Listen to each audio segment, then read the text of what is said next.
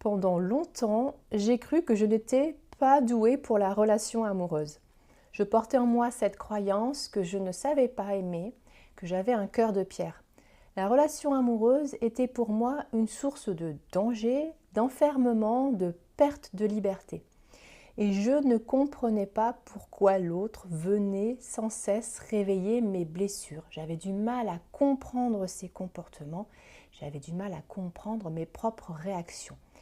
Et puis, j'ai découvert un jour la théorie de l'attachement, les blessures relationnelles d'attachement. Et mes difficultés relationnelles, ma perception de mes difficultés relationnelles a complètement changé. C'est au cœur de ces blessures relationnelles d'attachement que je t'emmène aujourd'hui. Bienvenue dans Blessures invisibles.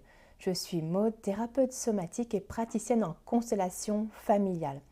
Dans ce podcast, nous venons explorer ce qui agit dans l'ombre et qui continue de guider notre vie, qui continue de façonner notre façon d'aimer, notre façon d'être au monde, notre façon de faire nos choix ou de prendre notre juste place.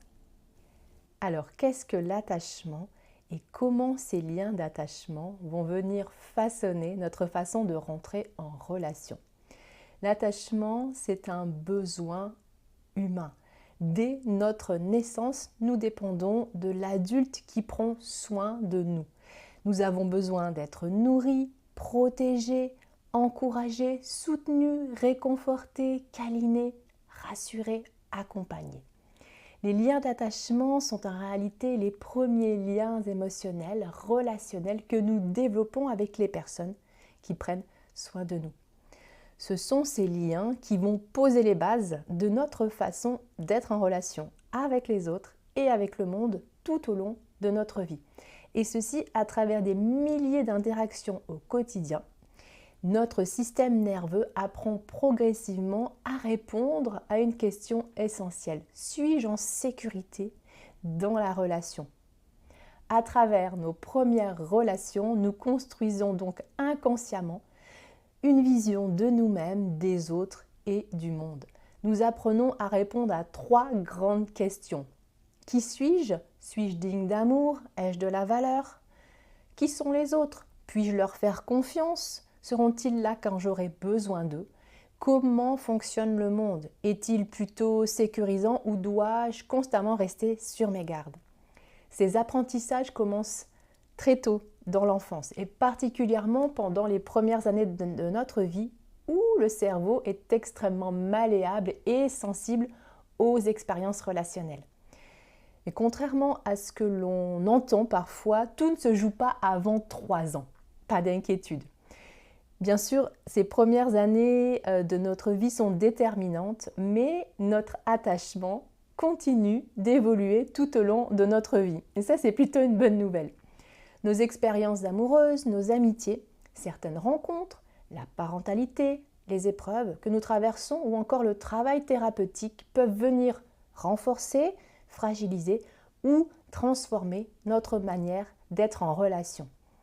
Comme le disait John Bowlby, le père de la théorie de l'attachement nous accompagne du berceau jusqu'à la tombe. Donc là, c'est plutôt rassurant, ça signifie qu'aucune blessure d'attachement n'est une fatalité et que ton style d'attachement n'est pas une identité. C'est simplement la façon dont tu as appris à créer la sécurité, l'amour, l'appartenance dans tes relations. Et on distingue généralement 4 grands types d'attachement: l'attachement sécure, l'attachement anxieux, l'attachement évitant et l'attachement désorganisé. L'attachement sécure constitue une base relationnelle solide et sécurisante. Et les 3 autres styles sont en réalité des adaptations que tu as développées, que nous avons développées face à différents degrés d'insécurité relationnelle. En général, nous avons tous un style d'attachement dominant, mais c'est vraiment à prendre avec nuance. Parce qu'en réalité, selon les périodes de notre vie, les relations que nous vivons ou certains événements particuliers que nous traversons, événements particulièrement difficiles, eh bien, nous pouvons parfois présenter des caractéristiques de plusieurs styles d'attachement à la fois. Et s'il y a des terrains où nos blessures d'attachement ont tendance à se révéler avec le plus d'intensité, ce sont nos relations amoureuses et notre relation à nos enfants. Ce sont souvent dans ces relations que nos blessures d'attachement s'activent le plus fortement, mais ce sont aussi dans ces relations que nous pouvons transformer, guérir, trouver des espaces de réparation, de croissance, de transformation. Observons maintenant quelles sont les blessures d'attachement qui guident encore ta vie et comment les apaiser. L'attachement anxieux. Quand l'amour rime avec peur de perdre l'autre. Si tu as un attachement anxieux, il est possible que les relations occupent une grande partie de ton esprit. Tu penses beaucoup à ta relation. Tu vas analyser les messages qu'envoie ton partenaire, tu vas scruter les silences, le moindre changement de comportement, les mots employés, les absences. Comme si une partie de toi était constamment en train de vérifier que le lien est toujours là. Dans ta relation amoureuse, ça peut se traduire par un besoin de proximité, de présence et de rassurance. Tu aimes profondément, tu es quelqu'un qui aime profondément, tu t'investis beaucoup, mais tu peux avoir bien ce besoin effectivement d'être régulièrement rassuré sur la place que tu occupes dans le cœur de l'autre. Et lorsque ton partenaire est moins disponible ou lorsqu'il tarde à répondre à un de tes messages, lorsqu'il rentre un peu plus tard que prévu, parce qu'il a été occupé à autre chose, ton système nerveux peut rapidement s'activer. Tu peux alors ressentir très fortement de l'inquiétude, du doute, parfois même de la jalousie, parfois même une véritable angoisse, parce que en réalité, une partie de toi se demande est-elle toujours amoureux, amoureuse de moi? Est-ce que j'ai fait quelque chose de mal? Va-t-elle finir par me quitter? Tu peux vraiment avoir ce fort besoin de messages, de preuves d'amour, de temps passé avec toi pour toujours te rassurer. Tu as vraiment ce besoin de rassurance. Et pourtant, même lorsque l'autre est présent et engagé dans la relation, le doute en toi finit toujours par revenir. Comme si vraiment il y a une partie de toi qui est restée toujours un peu en alerte avec cette grande peur de perdre la relation, de perdre l'autre. Comme si la relation effectivement pouvait disparaître à tout moment. Souvent, les personnes ayant un attachement anxieux ont également du mal à rester longtemps célibataires. Elles peuvent avoir tendance à chercher à l'extérieur la sécurité émotionnelle qu'elles peinent encore à trouver à l'intérieur d'elles-mêmes. Alors que se passe-t-il pour l'enfant à l'intérieur de toi? Derrière cet attachement anxieux se cache souvent un enfant qui a grandi dans un environnement où l'amour était présent, mais pas toujours prévisible. Se cache à l'intérieur de toi, si tu as un attachement anxieux, un enfant qui n'était jamais complètement certain de pouvoir compter sur l'autre. Parfois, tes besoins étaient entendus, parfois non. Parfois, tu recevais beaucoup d'attention et parfois, tes parents étaient complètement absorbés par leurs propres difficultés, leurs inquiétudes, leurs émotions ou leurs préoccupations. Alors, tu as appris à rester vigilant, à surveiller les signes, à essayer d'anticiper, à t'accrocher au lien.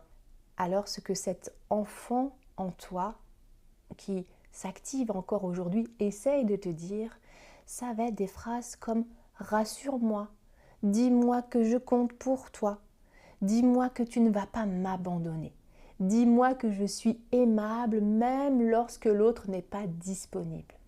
Et ça, ce sont des phrases que tu peux t'apporter à toi-même. Tu peux devenir toi-même ce bon parent qui rassure cet enfant en toi qui est activé par cette blessure d'attachement. Alors, quand tu as un style d'attachement anxieux et que tu rencontres l'amour, quelles sont les configurations que tu peux rencontrer? Tu peux rencontrer un anxieux quelqu'un qui a aussi un attachement anxieux. Et je reprécise là ici, l'anxiété, c'est une anxiété relationnelle, hein, d'accord? C'est vraiment à différencier avec le terme d'anxiété que l'on emploie dans le langage commun, une anxiété relationnelle. Donc, l'attachement anxieux peut rencontrer un autre attachement anxieux. Donc, au début, tout va bien, mais dans tous les cas, ça ne fonctionnera pas forcément mieux.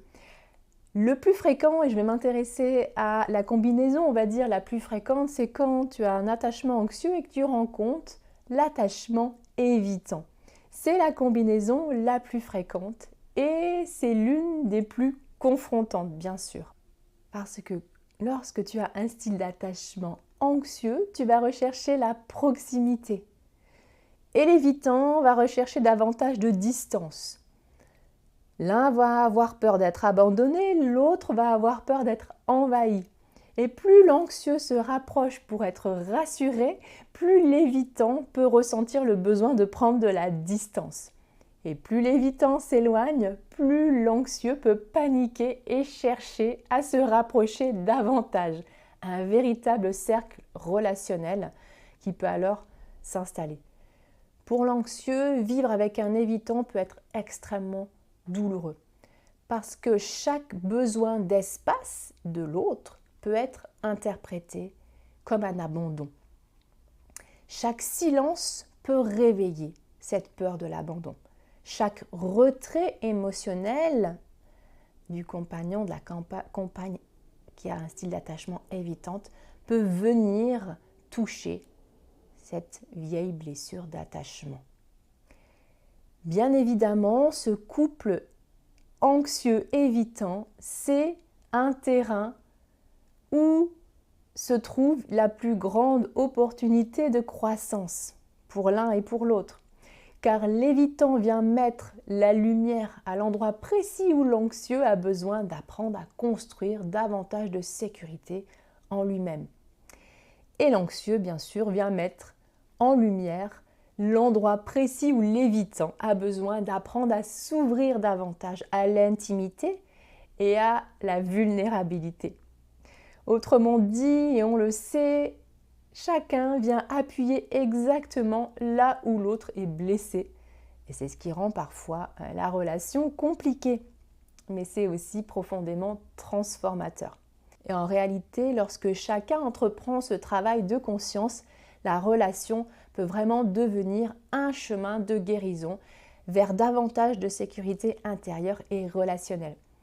Parce que tu l'auras compris, l'objectif n'est pas de trouver quelqu'un qui n'activera jamais tes blessures. L'objectif, c'est de développer suffisamment de sécurité intérieure pour que ces blessures ne dirigent plus ni ta vie, ni tes relations. Alors maintenant, voyons quelles sont les pistes de guérison lorsque tu as un attachement plutôt anxieux. La guérison va consister à développer progressivement une sécurité intérieure qui ne dépende plus uniquement de la présence ou de la validation extérieure. Tu vas apprendre à devenir pour toi-même cette source de réconfort, ce soutien, cette source de stabilité. Tu vas apprendre à devenir pour toi-même ce propre parent sécurisant, stable. Et tu vas aussi apprendre à réguler tes émotions, par exemple, lorsque la peur de perdre l'autre s'active. Tu vas découvrir que tu possèdes beaucoup plus de ressources que tu ne le penses. Tu vas apprendre à te connaître, à te reconnaître au-delà du regard de l'autre. Tu vas apprendre à prendre confiance en ta propre valeur. Tu vas instaurer une relation beaucoup plus solide avec toi-même. Maintenant, venons observer l'attachement évitant. L'attachement évitant quand la proximité devient inconfortable. Si tu as un attachement évitant, tu ne t'es peut-être pas reconnu dans la description de l'attachement anxieux. Au contraire même, tu as appris en général à compter sur toi-même. Tu peux peut-être être une personne qui est très autonome, très débrouillarde, très indépendante. Tu n'aimes pas particulièrement demander de l'aide, tu préfères souvent gérer seul ce que tu as à traverser. Les autres peuvent parfois te percevoir comme réservé, distant, difficile à lire ou même inaccessible, ou même une personne froide. C'est un style d'attachement qui m'est bien familier et souvent on me définissait comme quelqu'un de froide. Pourtant, voilà, contrairement à cette idée reçue, les personnes ayant un attachement évitant n'ont pas besoin de moins d'amour que les autres. Elles ont simplement appris à se protéger de leurs émotions et de leur vulnérabilité. Et ce qui est difficile pour un évitant, ce n'est pas vraiment la relation en elle-même, c'est ce que la relation vient réveiller. Plus une relation est importante, plus elle devient engageante, plus elle risque de toucher les émotions profondes de ce profil évitant. Et c'est souvent là que les stratégies d'évitement apparaissent. Dans la relation amoureuse, cela va pouvoir se traduire par une difficulté à parler de ses émotions. Je sais que pour moi, le langage émotionnel, c'était vraiment compliqué. Et quand mon partenaire me posait des questions, j'étais incapable de répondre. Pourquoi ? Parce que c'est compliqué pour l'évitant de mettre des mots sur ses émotions, de montrer sa vulnérabilité. Et c'est tout un monde émotionnel que l'évitant a tendance à fuir. Alors à fuir dans l'action, dans les projets, dans le travail, mais aussi dans le silence. Et lorsque le lien devient trop intense émotionnellement, eh bien une partie de toi, si tu as ce style évitant, peut ressentir le besoin de reprendre de la distance. Comme si ton système nerveux te soufflait « Attention, c'est trop proche. Attention, tu risques de souffrir. Attention, tu risques d'étouffer. » Ça, c'est vraiment les caractéristiques de l'attachement évitant. Alors, lorsque tu as un attachement évitant, qu'est-ce que l'enfant à l'intérieur de toi essaie de te dire ? Souvent, tu as grandi dans un environnement où les émotions n'avaient pas leur place, où tes besoins affectifs n'étaient pas entendus, reconnus. Ils étaient peut-être même minimisés. Peut-être que tu as déjà entendu quand tu étais plus jeune, plus petit, ne pleure pas, ça ne sert à rien, ou ne sois pas en colère. Tu as peut-être manqué aussi de toucher, réconfortant, rassurant, sécurisant, de câlin peut-être. En tout cas, il y avait vraiment peu de place à la vulnérabilité dans ton environnement. Et enfant, tu as peut-être appris « Je suis plus en sécurité quand je me débrouille seule. Je ne dois pas avoir besoin des autres. Je ne dois pas compter sur les autres, mais seulement sur moi-même. Mes émotions risquent de déranger. Et je dois rester seule avec ce que je ressens parce que ce n'est pas accueilli par l'autre. » Alors parfois, cet attachement évitant peut aussi apparaître dans des environnements très anxieux ou très intrusifs. Des environnements où, enfant, tu t'es peut-être senti envahi, où tu n'as pas eu suffisamment d'espace pour être toi-même. Alors, tu engrammes dans ton corps, dans ton cœur que pour vivre, pour survivre, il faut se protéger de l'autre en gardant ses distances. Et sous cette apparente autonomie se cache souvent une profonde solitude. Enfant, tu as appris à enfouir tes émotions pour continuer à avancer. Et aujourd'hui encore, cet enfant te murmure « Vois ce que je ressens. Ne me demande pas d'être seul à être fort et à tout porter. Autorise-moi à avoir besoin des autres. » Voilà, peut-être que cet enfant à l'intérieur de toi, c'est ce qu'il est en train de te dire. En tout cas, il a vraiment ce besoin d'explorer la relation sans la sentir comme un danger. Alors, quand le style d'attachement évitant rencontre l'amour, qu'est-ce que ça peut donner ? Deux évitants, évitant et évitant. C'est quelque chose que j'ai testé et ayant plutôt cette tendance évitante, avec un évitant, ça peut être vraiment chouette effectivement au début, mais à force, eh bien, j'avais vraiment du mal à accepter sa distance, à accepter son rejet. Voilà, tout ce que moi-même je connaissais, voilà, c'était vraiment trop. Bien évidemment, comme pour l'attachement anxieux qui rencontre l'évitant, la combinaison la plus fréquente, ça va être l'évitant qui rencontre bien sûr l'anxieux. Et ça va être le terrain de guérison le plus grand, comme on l'a vu tout à l'heure pour l'attachement anxieux. Alors, quand l'évitant va chercher de la distance, de la liberté, de l'espace, l'anxieux va chercher encore plus à se rapprocher, à être rassuré. Et l'évitant, lui, ça va l'envahir. Plus l'anxieux va vouloir se rapprocher et plus l'évitant va vouloir s'éloigner. Plus l'évitant s'éloigne et plus l'anxieux cherche à se rapprocher. On l'a vu tout à l'heure, c'est vraiment un cercle relationnel qui se met en place. Donc chacun s'active dans sa blessure. Pour l'évitant, la demande de proximité de l'anxieux peut vraiment être vécue comme une pression, comme un envahissement. Et bien sûr, pour l'anxieux, la distance de l'évitant peut être vécue comme un rejet et un abandon. Alors, observons maintenant les pistes de guérison si tu as un attachement évitant. Les pistes de guérison va consister à découvrir que tu peux ressentir une émotion et que ce n'est pas dangereux. Que la vulnérabilité n'est pas une faiblesse, que demander de l'aide n'est pas un échec. Tu vas pouvoir expérimenter que l'intimité émotionnelle peut devenir un espace de sécurité plutôt que de danger. Et pour beaucoup d'évitants, le corps va devenir un allié précieux dans ton chemin de guérison.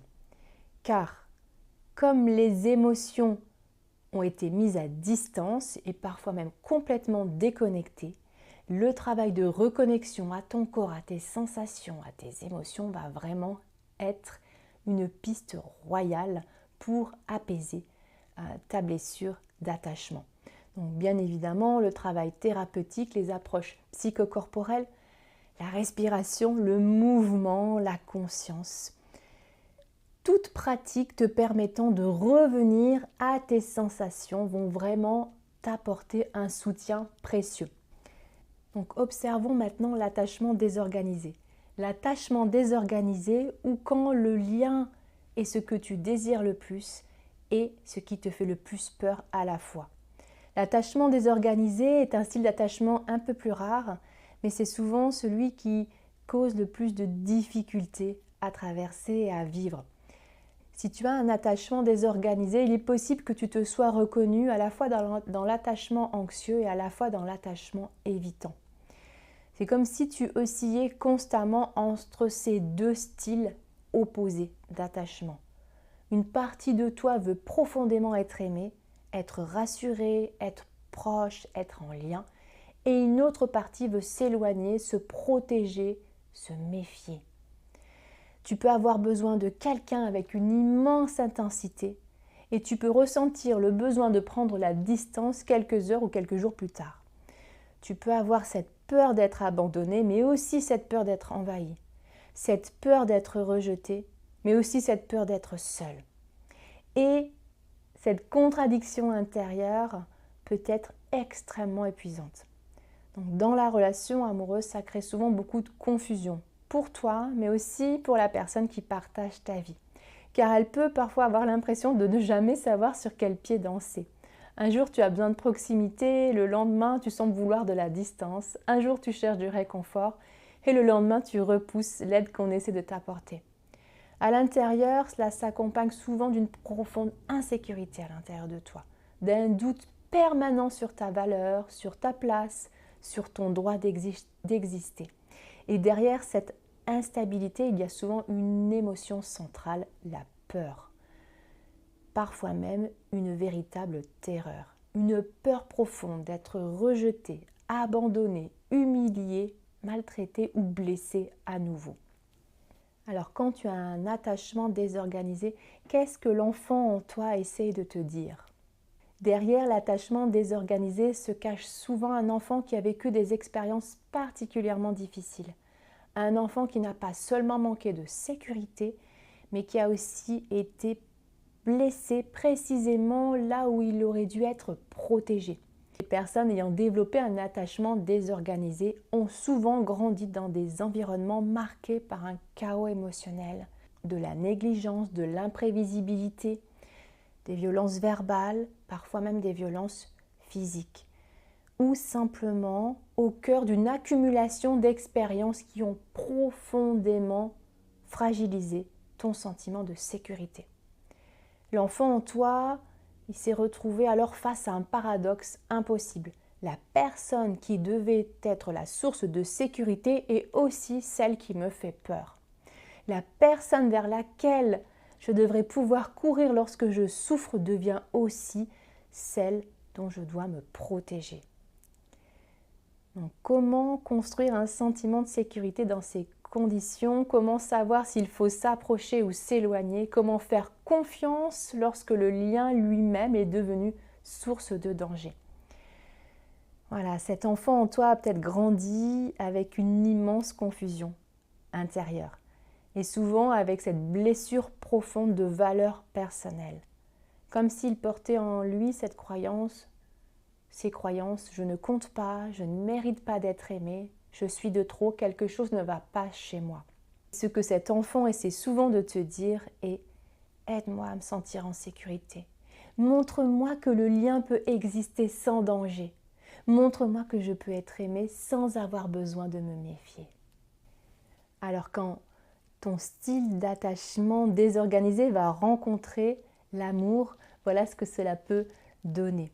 Tu vas pouvoir alterner entre ces deux polarités. Parfois avoir besoin énormément de l'autre, rechercher sa présence, sa validation, son réconfort, et parfois tu peux basculer dans l'évitement, la distance, la fuite, le retrait relationnel. Pour ton partenaire, bien sûr, ça peut être très déstabilisant. Il ne comprend pas toujours ces changements. Pour toi aussi, c'est souvent très déroutant, car ce sont des mouvements qui ne sont pas volontaires. Ces mouvements qui oscillent entre ces deux polarités, c'est souvent bien l'expression de ton système nerveux qui essaie encore de retrouver de la sécurité. Et selon ton histoire, eh bien, ton style d'attachement désorganisé peut avoir une dominante soit anxieuse, soit plutôt évitante. Donc tu peux avoir un style d'attachement désorganisé, plutôt anxieux ou plutôt évitant. Alors, quelles sont tes pistes de guérison si tu t'es reconnu dans cet attachement désorganisé, peut-être avec une tendance plutôt anxieuse ou plutôt évitante? Sache que, bien sûr, tu vas pouvoir apaiser ces blessures d'attachement. Cette blessure d'attachement, elle demande souvent du temps, de la douceur, de la patience et parfois de l'aide, bien sûr, extérieure. Car lorsque l'on a été blessé dans le lien, c'est dans le lien que l'on va apaiser, reconstruire, guérir et ancrer à nouveau le sentiment de sécurité.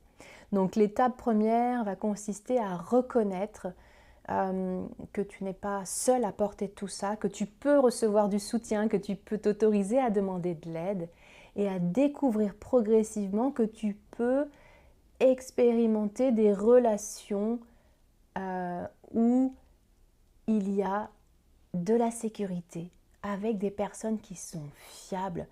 Tu peux te retrouver en présence de personnes qui vont être auprès de toi sans te faire du mal. Ça, c'est vraiment à expérimenter. Des personnes qui peuvent entendre ce que tu traverses sans te sentir rejeté. Donc le travail thérapeutique peut être particulièrement précieux lorsque les blessures sont profondes. Mais la guérison passe par des expériences répétées de sécurité, des relations respectueuses, des amitiés stables, des partenaires sécurisants. Par l'exploration d'espaces où tu peux progressivement apprendre que le lien n'est pas forcément synonyme de danger. Et surtout, la guérison consiste à restaurer ce qui a été le plus blessé, c'est-à-dire le sentiment de ta propre valeur, ta légitimité à exister, ton droit d'avoir tes propres besoins, ton droit à être aimé. Voilà, nous arrivons à la fin de cet épisode intense et dense. Alors si tu t'es reconnu dans des styles d'attachement aujourd'hui, j'aimerais que tu retiennes une chose essentielle. Tu n'es pas défini par ton style d'attachement et tout peut s'apaiser, bouger, se transformer. Ton attachement raconte simplement l'histoire de l'enfant que tu as été, de ce que cet enfant a vécu, de ce qu'il a dû traverser, de comment il s'est adapté pour continuer à préserver le lien, pour continuer à être aimé et à aimer. Alors si j'avais un message à te transmettre aujourd'hui, c'est bien sûr que tout cela peut bouger, se transformer. L'objectif ici, c'est de développer ta capacité à rester en lien avec toi-même et avec l'autre, même lorsqu'une insécurité se réveille. C'est pouvoir aimer sans se perdre, pouvoir demander de l'aide à l'autre sans honte, pouvoir poser tes limites sans culpabilité, pouvoir traverser les conflits sans remettre toute la relation en question. C'est aussi apprendre à te sentir digne d'amour, à faire davantage confiance aux autres, davantage confiance en la vie. Et la bonne nouvelle, c'est que cette sécurité intérieure peut se construire tout au long de notre existence, à travers nos relations, à travers nos expériences, à travers un travail thérapeutique, à travers toutes ces petites expériences qui viennent montrer à ton système nerveux aujourd'hui que le monde n'est plus exactement celui dans lequel tu as appris à vivre à l'époque. Alors peut-être qu'en m'écoutant aujourd'hui, tu as pu mettre des mots sur certaines difficultés relationnelles. Peut-être que tu comprends mieux pourquoi certaines situations te touchent tout aussi fortement, pourquoi certaines relations t'activent profondément. En tout cas, si c'est le cas, souviens-toi de ceci. Tes réactions ont du sens, tes blessures ont une histoire et ce que tu as appris dans la relation peut aussi se réparer dans la relation. Parce qu'au fond, derrière chacune de nos blessures d'attachement se cache le même besoin, celui d'être vu, d'être aimé, reconnu, entendu, accueilli, tel que l'on est. Se cache le besoin de pouvoir être pleinement soi-même tout en étant relié aux autres. Et c'est peut-être ça, finalement, le véritable chemin de guérison. Voilà, j'espère que cet épisode t'aura apporté de la compréhension, de la lumière, des ressources. Si tu as envie de commencer à te mettre en mouvement, sache que tu peux me retrouver dans l'immersion 5 jours pour aller au-delà de tes blessures invisibles. Je serai ravie de t'y retrouver. En attendant, je te dis à très bientôt. Prends soin de toi.